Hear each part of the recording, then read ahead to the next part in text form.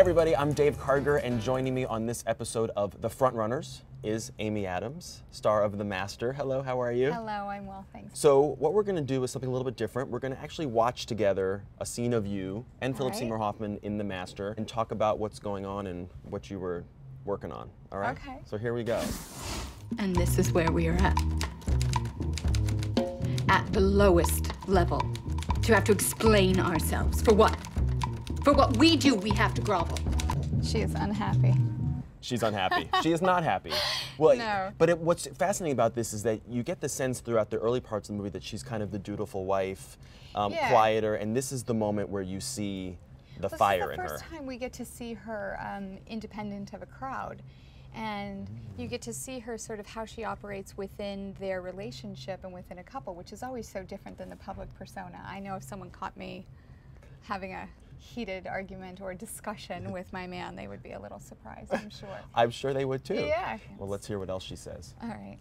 The only way to defend ourselves is to attack. If we don't do that, we will lose every battle that we are engaged in. We will never dominate our environment the way we should unless we attack. We just stop on Philip for a second because he's awesome. That's all I have to say. Even just smoking a cigarette, like, awesome. Now, do you think this is like the ramblings of a crazy person, or is she making sense to you? She makes sense to me. I know her. I mean, I guess that would make sense to say. Here's why I love this character for you. Because you're known for these very innocent characters, Junebug, Enchanted. This, I feel like, knowing you as I do, you're super lovely, but there's a fire in you too. And that's why I like this woman.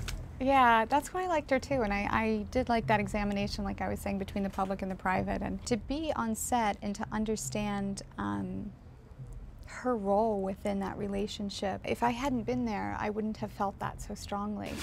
I know the city. I know its rotten secrets, its filthy lies and secrets. They invited us here and welcomed us, only to throw us down and kick us out. It's a grim joke.